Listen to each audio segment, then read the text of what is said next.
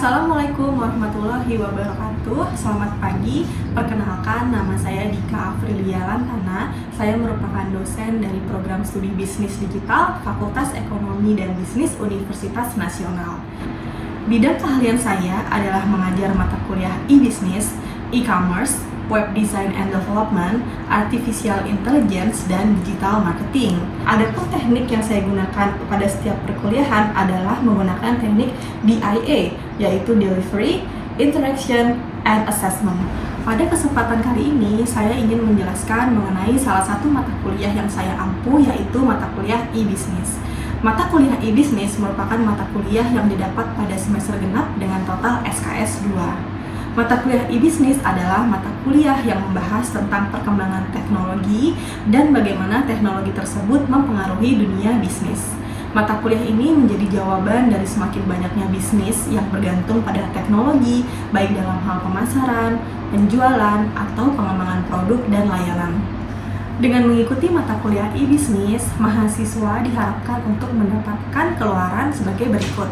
Memahami konsep dan prinsip e-business di era revolusi industri 4.0, menganalisis penerapan teknologi dalam dunia bisnis, menerapkan digital marketing untuk mengembangkan e-business, menguraikan tahapan pembangunan, faktor keberhasilan dan kegagalan pada suatu e-business, mengembangkan aplikasi dan situs web untuk e-commerce, serta bagaimana cara mengelolanya dengan baik. Mata kuliah ini akan membahas beberapa topik, yaitu Revolusi Industri 4.0 dan Smart Society 5.0, Introduction to e-business, e-commerce, Artificial Intelligence for Business, Customer Relationship Management, Supply Chain Management, Cyber Security System, UI/UX, dan digital marketing yang meliputi search engine optimization, search engine marketing, social media marketing, dan email marketing. Universitas Nasional menerapkan sistem blended learning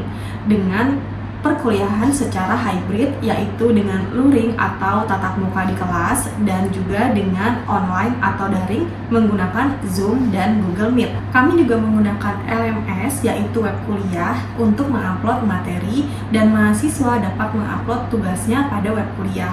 Selain itu, kami juga menggunakan LMS web kuliah untuk melakukan diskusi dengan mahasiswa melalui forum web kuliah. Selanjutnya, saya akan menjelaskan mengenai teknik pembelajaran menggunakan metode DIA atau Delivery, Interaction, and Assessment. Yang pertama, yaitu Delivery. Delivery merupakan bagaimana saya menyampaikan materi kepada mahasiswa dengan baik. Ada 3 metode pembelajaran yang saya lakukan. Yang pertama adalah ceramah atau penyampaian materi. Dalam metode ceramah ini, saya menyampaikan materi secara verbal, di mana nantinya mahasiswa akan mendengarkan dan mencatat. Biasanya saya akan menggunakan buku atau sumber dari internet seperti website dan YouTube yang saya sudah cek kredibilitasnya sebagai bahan referensi. Saya juga akan membuat slide presentasi atau modul kuliah yang interaktif di setiap perkuliahan saya. Saya juga akan melontarkan beberapa pertanyaan pada saat perkuliahan berlangsung dan mahasiswa dapat menjawab pertanyaan yang sudah saya lontarkan. Yang kedua adalah diskusi. Pada metode pembelajaran diskusi, saya akan memberikan topik terlebih dahulu di mana topik tersebut relevan dengan materi yang sedang dipelajari. Biasanya topik tersebut akan saya berikan melalui WhatsApp group ataupun forum web kuliah kepada mahasiswa sehingga mahasiswa dapat lebih siap ketika mengikuti perkuliahan. Saat di kelas, saya biasanya akan membentuk kelompok-kelompok kecil yang beranggotakan 3-5 orang. Kemudian saya akan meminta mahasiswa untuk berdiskusi selama 15-20 menit. Setelah berdiskusi, mereka dapat menyampaikan hasilnya dan mempresentasikannya di depan kelas. Menurut saya, dengan menggunakan metode diskusi, mahasiswa dapat berpikir kritis dalam mengemukakan pendapat, serta dapat bertukar pikiran dalam memecahkan suatu permasalahan. Metode yang ketiga adalah problem-based learning. Dalam metode problem-based learning, saya meminta mahasiswa bekerja secara berkelompok untuk menyelesaikan suatu permasalahan atau case study yang saya berikan. Selanjutnya, mahasiswa dapat mencari informasi yang relevan, menganalisis studi kasus tersebut, dan merancang solusi yang tepat.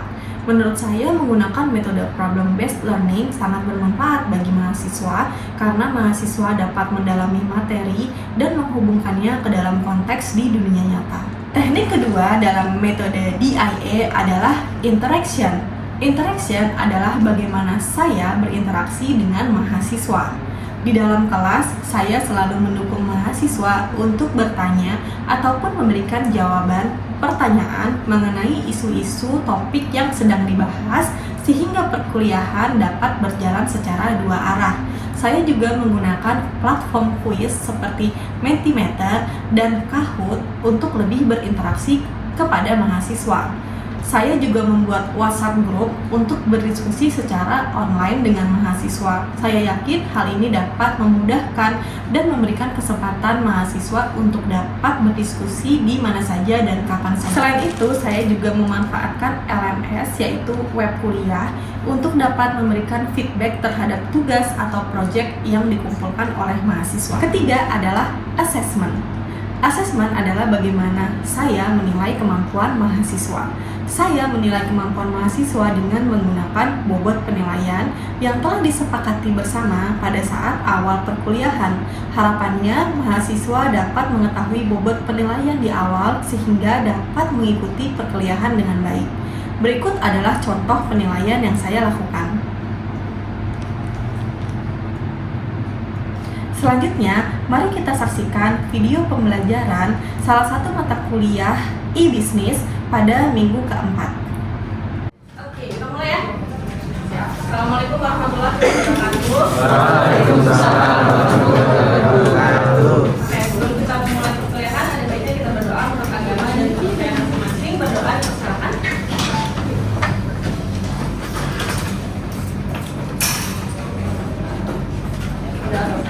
Oke, hari ini kita akan mulai pertemuan di minggu keempat ya. Di minggu keempat kita akan bahas peran artificial intelligence dalam bisnis. Udah belajar itu belum artificial intelligence? Oke, kira-kira apa tuh? Iya benar ya. Kalau bahasanya sederhana ya. Benar. Oke, jadi kita akan belajar apa itu AI dan implementasinya pada bisnis. Ya, lebih banyak implementasinya. Kemudian kita akan belajar mengapa kita harus kenal AI. Ya. Kemudian ada teknologi AI dalam dunia bisnis. Kemudian nanti kita akan belajar AI apa ini yang lagi diminati di tahun 2023 gitu ya. Sama satu lagi mungkin kita akan bahas mengenai top 3 AI companies di dunia ya. Jadi kita akan belajar semuanya. Nah, kita mengenal artificial intelligence. Nah, kalau di bayangan kalian itu kalau ngomongin AI itu apa yang terbesit? Robot ya, bener banget ya. Jadi kalau misalnya ngomongin AI itu pasti kalian bakal jawabnya robot gitu ya. Robot atau satu lagi biasanya tuh mobil ya. Mobilnya yang baru itu yang otomatis apa namanya? Tesla benar ya. Jadi biasanya kalau robot pasti orang jawabnya Tesla benar. Tapi sebenarnya AI itu lebih luas ya. Dan luas nggak cuma dalam bentuk fisik mesin gitu, tapi bisa juga dalam bentuk aplikasi. Ya. Contohnya, jadi sebenarnya AI itu ada di mana-mana. Contohnya, kalian sering pakai Google Maps, sering pakai ya, gitu. Jadi Google Maps itu kalian sering pakai, nah itu sebenarnya dia sudah menerapkan AI. Di mananya bingung ya, karena kan bukan sifat robot ya, bukan fisik. Nah kalau misalnya kalian cari jalan gitu rute, biasanya kan dia ada pilihan opsi ya, ada pilihan opsi ya. Opsi yang paling tercepat biasanya bakal disuggest, atau bisa juga ada beberapa opsi terserah kalian pilih yang mana. Langsung jadi bisa diklik ya si Google Maps itu kan. Gitu. Nah, jadi contohnya misalnya saya rumahnya di Cibubur kebetulan, ada yang rumahnya di Cibubur. Jauh. Ya, jadi kalau misalnya saya cari dari rumah Cibubur nih ke Universitas Nasional, itu dia bakal ada kasih saya opsi ya. Yang pertama opsi yang di sini ini 24 menit, kemudian ada yang 35 menit gitu ya. Nah ini kemudian ada lagi yang 35 menit gitu. Jadi dia akan memberikan kita rute-rute. Nah itu adalah contoh simpelnya si AI sebenarnya ya. Jadi nggak robot, nggak robot, tapi dia dalam bentuk aplikasi. Atau pernah main ini? Pernah. Yang jawab tahu juga ya. Apa itu ya? Ya. Kalau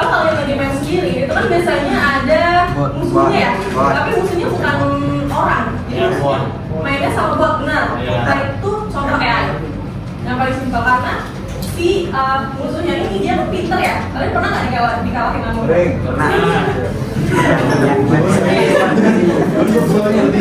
Iya. Jadi contoh simbolnya ini AI lagi kalau kalian suka main game itu ada di botnya gitu. Jadi itu adalah salah satu contoh AI. Atau ini face recognition. Benar ya. Di Android sekarang ada ya. Di iPhone juga ada. Jadi ini adalah salah satu contoh AI yang sering kita pakai ya. Pasti kan sekarang udah pakai Face ID ya, itu apa namanya untuk unlock handphonenya gitu. Atau ini sering pakai filter, benar. Jadi kalau kalian pikir ini kok dia bisa sih naruh mic-nya di sini gitu ya? Kan kita mukanya gini ya. Berarti dia harus mempelajari wajah manusia itu seperti apa. Sebenarnya sudah terekspos sama si AI ini. Cuma mungkin nggak kalian sadarin aja. Ya, sering ya pakai ya? Pasti sering lah kalau filter. Oke, jadi AI itu apa sebenarnya? Jadi sebenarnya di tahun 1978 AI itu didefinisikan sebagai sistem yang thinking humanly. Jadi sistem yang berpikir secara manusiawi gitu ya, yang hampir mirip sama manusia. Kemudian di tahun 1990 itu berubah lagi karena sudah mulai ditemukannya robot yang mulai berakting seperti manusia, gitu ya. Cuma masalahnya sama robot, dia nggak punya perasaan. Asik ya, perasaan. Jadi bedanya sama robot nggak punya perasaan, tapi manusia kita punya perasaan gitu ya. Jadi diubah lagi nih definisinya. Jadi yang awalnya thinking humanly, kemudian acting humanly, kemudian di tahun 1992 dia berubah menjadi thinking secara rasional. Benar. Jadi apa namanya, kan manusia itu punya perasaan dan bisa berpikir secara rasional ya. Dan gimana caranya kita berpikir atau akal kita itu dimasukkan ke dalam si AI gitu. Nah tapi nggak cuma thinking aja, di tahun 1998 itu kemudian dirubah lagi menjadi acting rationally ya, karena tadi kan ada robot semacam. Dan sekarang definisi AI yang paling penting itu adalah acting secara rasional. Paham ya, jadi AI ini apa ya? Jadi sistem, tapi dia bisa berpikir rasional, layaknya seorang. Nanti dari AI itu ada ada sub-subnya lagi gitu. Jadi dibagi yang namanya searching, kemudian ada reasoning, planning, sama terus searching itu contohnya yang tadi Google Maps.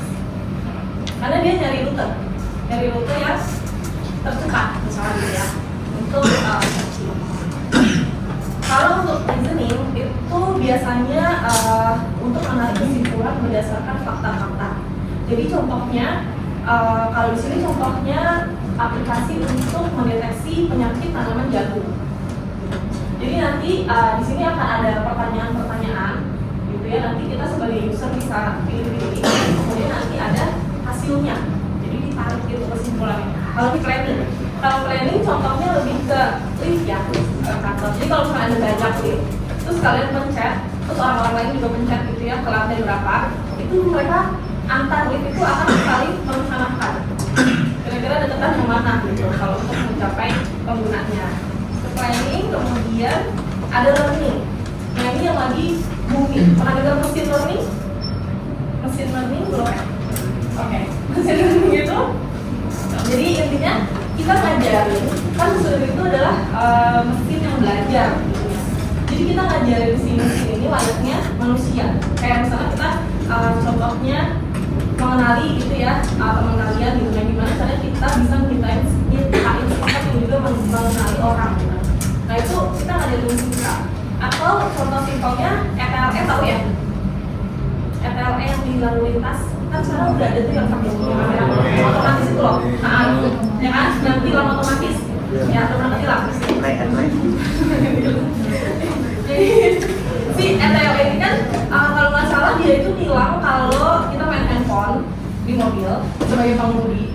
Sama satu lagi kalau nggak pakai sabuk. Pakai sabuk pengaman. Ya, si ETLE itu. Nah, gimana caranya dia bisa tahu ini orang tuh nggak pakai sabuk pengaman? Gimana caranya? Dari kamera ya betul. Tapi kameranya kan connect sama sistem. Sistemnya itu harus belajar dulu nggak sih ini orang pakai sabuk. Nah biasanya machine learning itu kita akan punya banyak banget data di mana orang itu pakai sabuk sama nggak pakai sabuk. Nah, jadi nanti dia mau banyak data, mungkin bisa ribuan, mungkin bisa jutaan, yang akhirnya bisa klasifikasi punya orang nggak pakai sabuk gitu, atau punya orang pakai sabuk gitu. Nah, dia biasanya bakal banyak banget data. Itu kayak industri 4.0 itu kita udah bisa manage big data. Jadi datanya itu emang luar biasa banyak dan bisa digunakan untuk salah satunya machine learning. Oke, jadi kenapa kita harus belajar SE?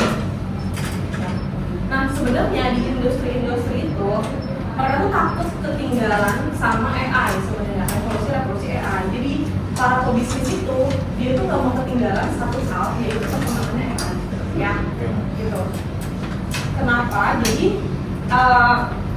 AI itu udah dipakai di hampir semua market, gak cuma di bisnis tapi juga di kesehatan, kemudian ada juga di pertanian, terus ada di media. AI itu dipakai. Nanti kita lihat contoh-contoh AI ya. Oke, salah satunya di dunia kesehatan. Jadi AI itu udah bisa ngatur dosis. Jadi biasanya yang ngatur dosis itu dokter ya. Kayak bikin obat itu kan yang ngatur dosis dokternya. AI sekarang udah bisa. Bahkan Harvard Medical School lagi develop AI. Jadi prediksinya 20 sampai 30 tahun ke depan itu hampir semua orang terekspos sama yang namanya AI gitu. Ya. Oke, jadi contohnya ini, tapi ini masih dalam tahap pengembangannya setahu saya, tapi kalau yang untuk setahu saya itu Honda itu udah ada ininya ya, apa namanya? Jadi kalau misalnya kita di tol kan ada jalur gitu ya, jalur putih-putih tuh. Nah dia bisa di tengah mobil. Jadi kalau kita ke kanan dikit tuh dia bakal belokin lagi, belokin kita ke kanan. Itu kalau misalnya di Honda yang paling tinggi SAP atau Siapi gitu, nggak tahu ya. Itu biasa gitu ya. Mobil saya sih belum, saya yang masih manual gitu ya. Atau lagi voice recognition ya. Kalau voice recognition tuh biasanya kalau di iPhone itu Siri, kalau di Android itu Google Assistant. Ya. Jadi kita udah bisa kalau Google tuh oke Google gitu ya. Terus suruh apa ya, kalau Siri Hai Siri ya. Gitu benar. Jadi dia bisa udah mengenal ya. Kayak di situ memang ada ya, ada sebenarnya. Oke, jadi perkembangan AI itu nggak akan menurun, tapi ini juga nggak bisa bilang nggak akan ya, mungkin akan menurun. Tapi untuk sekarang ini dia terus berkembang secara meningkat. Nah, kenapa kita bakal nantinya tergantung sama AI gitu ya? Jadi si AI ini kan rencananya akan menggantikan manusia gitu ya, operasi manusia yang manual. Jadi dia bisa memproses, menganalisa data dalam jumlah besar yang itu tidak bisa dilakukan manusia. Dan yang paling penting si AI ini dia 24 jam. Sedangkan kalau kita butuh makan, butuh sholat gitu ya. Jadi si AI ini dia bisa menganalisis data dalam jumlah besar secara akurat. Jadi AI itu bisa melakukan semuanya 24 jam. Jadi harapannya dengan menggunakan si AI ini kita bisa dapetin informasi lebih ya, dengan si AI, karena dia nggak tidur ya. Jadi dia bisa ngumpulin data nih dari mana-mana. Karena kan semuanya serba terintegrasi. Jadi kita bisa ngumpulin data dari sosial media, dari mana-mana bisa ya. Gitu. Dan jadi harapannya juga AI ini bisa make decision better, jadi kayak lebih better dari manusia. Jadi ini teknologi AI dalam bisnis. Udah belajar manajemen ini belum? CRM? Belum ya? CRM itu kan customer relationship management. Jadi manajemen hubungan pelanggan. Salah satunya CRM ini ya. Jadi CRM ini contohnya Salesforce. Ini pemain utama mainnya Salesforce. Jadi dia bisa bikin punya AI, namanya Einstein AI. Pernah dengar Einstein? Pernah ya? Jadi dia fisikawan. Si Einstein AI ini di aplikasi CRM itu bisa bikin analisa data. Jadi analisa data itu misalnya kalau misalnya punya profit nih dari bulan, dari masuk ke tahun, atau profit di setiap daerah, ini dia udah sampai bikin grafik, udah sampai membuat grafik, dan sampai melihat prediction sebenarnya. Jadi ini udah membantu banget dalam proses keputusan. Kayak jadi kalau lihat grafiknya lebih gampang ya, kita bisa langsung tarik kesimpulan nih. Oh, bulan Juli misalnya kita rendah profitnya, jadi akan langsung dapat di bulan depannya. Kayak gitu. Nah, mereka udah bisa mengambil insight seperti itu. Ya, contohnya tadi call center, chatbot, sama sama marketing, belajar marketing ya, manajemen pemasaran, belajar itu udah bisa diotomatisasi, gimana ya? Biasanya kalau manajemen pemasaran itu belajar memasarkan suatu produk ya, gimana caranya kita menjual produk kita segala macam. Nah itu bisa di-automation. Gimana caranya?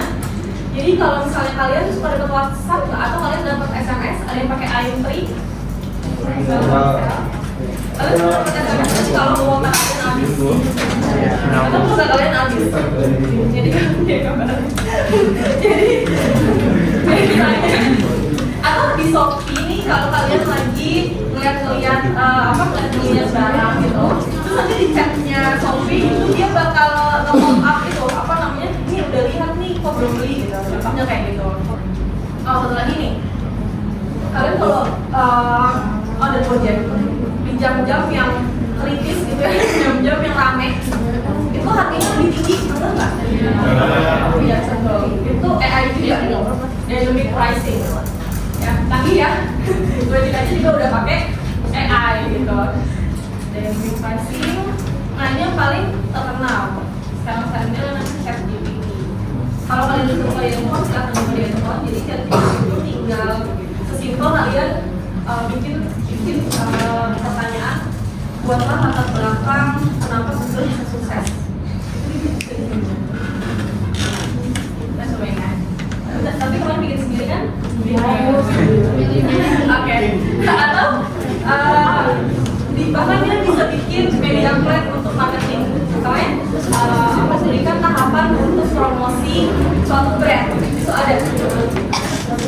Jawabannya bagus semua nih.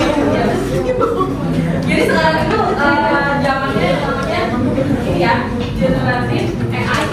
Generatif AI itu adalah AI yang kita tanya dia langsung jawab. Dia mengenerate suatu pertanyaan. Nah ini yang baru saya temukan kemarin ini. Jadi dia bisa menggambar, keren ya. Jadi kalau kalian butuh kreatif, orang kreatif gitu, bisa gambar dan lain-lain, dia bisa pakai AI. Jadi saya udah cobain, saya nggak usah praktek di sini. Jadi saya cobain kayak gini. Jadi saya cuma ngetik di sini ya. Avocado drinking coffee animation, dia bakal ngasih saya ini. Jadi saya udah nggak ribet-ribet cari orang kreatif desain kan. Keren ya. Jadi untuk kayak simple things gitu bisa pakai ini. Kalau kalian punya Instagram, kalian influencer, ada influencer, jadi ada di sini ya. Jadi kalau bisa ada orang kreatif segala macam itu bisa. Tinggal pakai si DALL-E namanya. Satu lagi saya coba bikin ini juga. Jadi saya nyarinya itu kan saya lagi ngomongin kayak avocado makanan sehat gitu ya. Jadi saya nyobain saya tulis di sini semangkok nasi dengan di atasnya ada telur dan ada alpukat, terus ada wijen gitu. Saya tulis semuanya di sini, dikit-dikit segala macam. Nanti dia ngeluarin kayak gini. Udah cakep ya? Gila banget ya. Jadi kalau usah bayar orang lagi ya buat bikin animasi, kalau bikin apa bisa. Cuma ini masih berbayar. Kalau masalah itu saya mengalami urusan ya. Jadi emang udah secanggih itu ya si AI ini bisa bergambar gitu. Oke, jadi mungkin udah itu aja dari sini. Dari saya, kira-kira ada yang mau masuk lagi nggak nih penerapan AI yang sering kalian pakai? Kalau kalian belanja di Shopee, itu kan jadi saya banding ini sama Shopee adik saya, jadi saya minta dia bikin kado ulang tahun ceritanya. Terus saya bilang, ini kamu cari aja tulisannya fresh gitu ya, mau minta ini mau kayak fresh gitu, mau kiranya gitu. Jadi saya suruh adik saya cari fresh gitu ya, gitu di atasnya. Itu beda banget tampilannya. Jadi hasil pencarian saya di aplikasi Shopee saya sama pencarian adik saya itu beda banget. Bahkan dia nggak bisa nemuin face yang saya maksud gitu.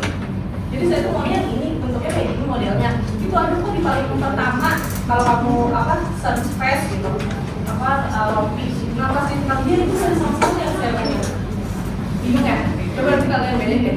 Kalian ngetik itu beda-beda sih kopi orang karena dia belajar. Jadi kita suka search ya, search modelnya yang kayak gimana, terus kita belinya kayak gimana, gitu kan? Itu ada di database Shopee, terus dia belajar. Jadi saya kesukaannya kayak gimana? Instagram, di timeline-nya itu beda-beda loh tiap orang. Bener nggak? Beda-beda tiap orang. Jadi kalau di saya itu pasti kalau bahas skincare, makanan sehat gitu ya. Terus habis itu K-pop-K-popan gitu ya, Korea-Koreaan. Terus saya lihat punya suami saya, dia mobil, ikan, burung apa ya, sketsa, apalah gitu loh pokoknya. Pokoknya itu beda. Itu namanya di personalize dan itu sebenarnya kita yang ngasih data kayak itu kita. Jadi dia belajar di dia penggunanya. Gitu sih. Kaki ya. Sekarang udah mulai terbuka ya, kayak aku kayak gimana? Oke. Ada pertanyaan? Ibu mau nanya. Ya. Kita kan juga sama tuh. FYP sih sama. Ya, kenapa? Itu kan apa namanya munculnya kan juga beda-beda. Iya, dia belajar dari kita. Benar, beda-beda. Sama kayak timeline-nya gitu di Instagram, benar. Jadi gimana caranya biar kita itu spend a lot of time di TikTok? Itu kayak gitu caranya. Kita dikasih yang enak. Kenapa? Yang kita juga benar banyak banget like, comment, subscribe di YouTube dong. Ya makanya itu ya. Yang kita follow juga segala macam. Kita itu si AI-nya bisa gitu saja. Jadi sebenarnya diikutin data juga kita. Terus ada lagi makanya, Mbak? Iklan Instagram itu AI juga ya? Iya benar. Yang biasa di Snapgram. Jadi kita suka lihat produk sepatu misalnya. Terus kadang iklan yang ada di Snapgram kita itu sepatu. Iya itu ya.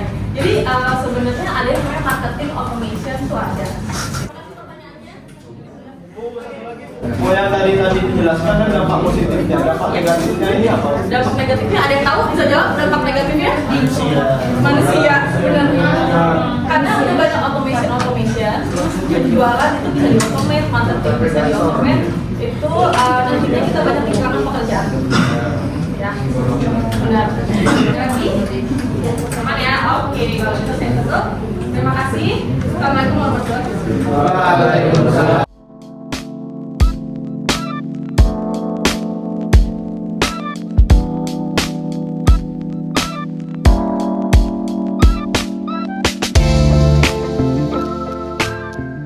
Nah, itu dia tadi video pembelajaran tatap muka mata kuliah yang saya ampu yaitu e-business. Semoga dapat bermanfaat bagi teman-teman semua. Terima kasih dan sampai jumpa.